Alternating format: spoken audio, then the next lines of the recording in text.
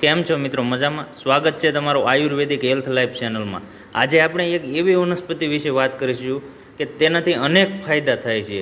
આપણે નકામી સમજીને એને ઇગ્નોર કરીએ છીએ, પણ આ વનસ્પતિ ખૂબ જ મહત્ત્વ ધરાવે છે.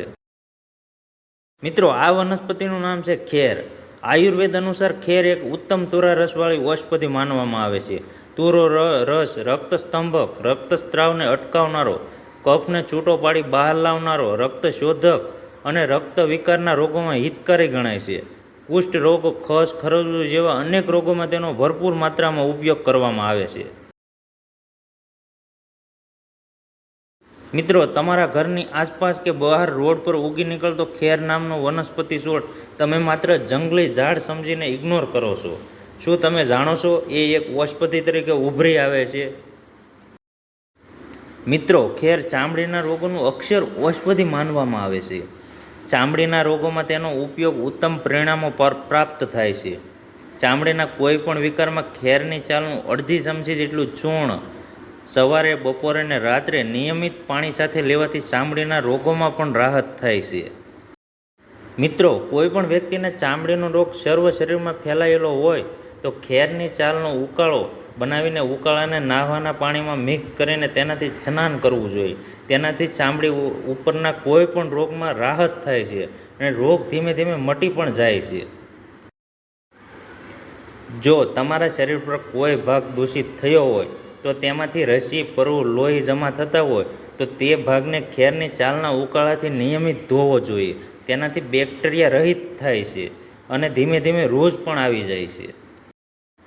મિત્રો, સફેદ કોઢ માટે કોઢના દર્દીઓએ પણ જો લાંબા સમય સુધી સવાર સાંજ ખેરની ચાલનો ઉકાળો પીવે અને સ્નાનમાં તેનો ઉપયોગ કરે તો અવશ્ય લાભ થાય છે અને ધીમે ધીમે કદાચ ડાઘ પણ મટી જાય. મિત્રો, ખાસ અગત્યની વાત, ખેરનો ઉકાળો કઈ રીતે બનાવવો ને એ જોઈએ આપણે. 2 ચમચી ખેરની ચાલના ભૂકાને 1 ગ્લાસ પાણીમાં નાખીને ઉકાળવું. ઉકળતા ઉકળતા અડધો ગ્લાસ પાણી બાકી રહે ત્યારે ગાળીને ઠંડુ પાડી દેવું. ઠંડુ પડી ગયા પછી આ ઉકાળો આપણે પી શકીએ છીએ. મિત્રો, દાંત અને મુખના રોગોમાં ખેરની ચાલનો ઉકાળો મુખમાં ભરી રાખવાથી ખૂબ જ ફાયદો થાય છે.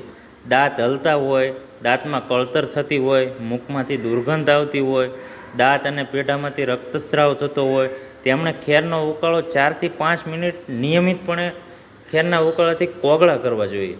તેનાથી મોઢાના રોગોમાં પણ ખૂબ જ ફાયદો થાય છે. મિત્રો, ઘૂંટણના દુખાવા માટે ખેર અક્ષીર માનવામાં આવે છે. તેનાથી ઘૂંટણના દુખાવામાં ખૂબ જ રાહત થાય છે અને ઘૂંટણનો દુખાવો કદાચ મટી પણ જાય છે. મિત્રો, ખેરના ઉપયોગથી ઘણા પ્રકારની સ્કિન ઇન્ફેક્શન, એલર્જી, બળતરા અને સોજામાં રાહત પણ આપે છે.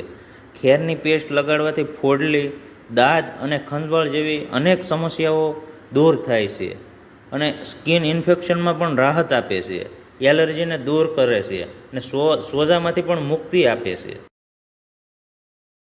મિત્રો, ખેરની ચાલના પાવડરને સાકરમાં ભેળવીને ખાવાથી ઉધરસમાં પણ આરામ મળે છે અને ઉધરસ પણ ઓછી આવવા લાગે છે.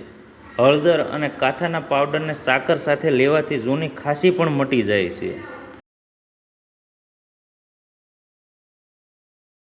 મિત્રો, ખેરમાં એન્ટીબેક્ટેરિયલ અને બળતરા વિરોધી ગુણધર્મો છે જે ચેપ સામે લડવામાં અને રોકવામાં મદદ કરે છે.